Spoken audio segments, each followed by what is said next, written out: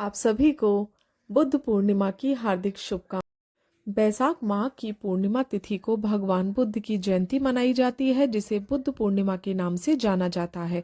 उत्तरी भारत में भगवान बुद्ध को श्री हरि भगवान विष्णु का 23वां अवतार माना जाता है। मान्यता है कि इस दिन भगवान विष्णु और मां लक्ष्मी की पूजा अर्चना करनी चाहिए तथा किसी पवित्र नदी में स्नान कर ब्राह्मणों को दान करना चाहिए।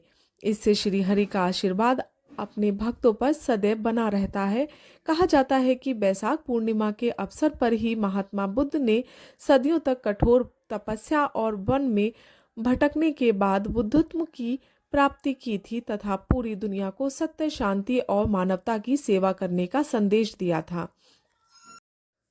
इस दिन बिना चंद्र दर्शन के व्रत पूर्ण नहीं माना जाता। ऐसी मान्यता है कि इस दिन भगवान बुद्ध को ज्ञान की प्राप्ति हुई थी और परिनिर्वाण भी बैशाख महीने की पूर्णिमा के दिन ही हुआ था। ऐसे में बौद्धों के लिए इस दिन का विशेष महत्व है। खास बात यह है कि सनातनी और बौद्ध दोनों धर्म के अनुयायी ही इसे मनाते हैं। उसकी पत्नी अति सुशील और रूपवती थी। घर में धन धान्य आदि की कोई कमी नहीं थी, लेकिन उन्हें संतान न होने का दुख हमेशा रहता था। एक बार गांव में एक योगी आया और उसने ब्राह्मण का घर छोड़कर आसपास के सभी घरों से भिक्षा मांगी और गंगा किनारे जाकर भोजन करने लगा। अपने भिक्षा के अनादर से दुखी होकर धनेश्वर योगी के पास जा पहुंचा और इसका कारण पूछा। योगी ने कहा कि निसंतान के घर की भिक्षा पतितों के अन्न के समान होती है। जो पतितों के घर का अन्न खाता है वह भी पतित हो जाता है। पतित हो जाने के भय से वह उस ब्राह्मण के घर से भिक्षा नहीं लेता था। इसे सुनकर धनेश्वर बेहद दुखी हुआ और उसने योगी से संतान प्राप्ति का उपाय पूछा।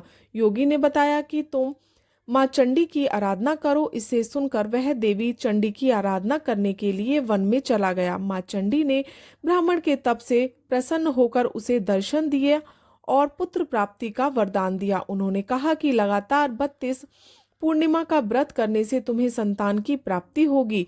ठीक उसी प्रकार उन्होंने लगातार 32 पूर्णिमा का व्रत किया और बैशाख पूर्णिमा के दिन उन्हें संतान की प्राप्ति हुई। इस प्रकार पूर्णिमा के व्रत करने से सभी की मनोकामना पूर्ण होती है और विशेष फल की प्राप्ति होती है।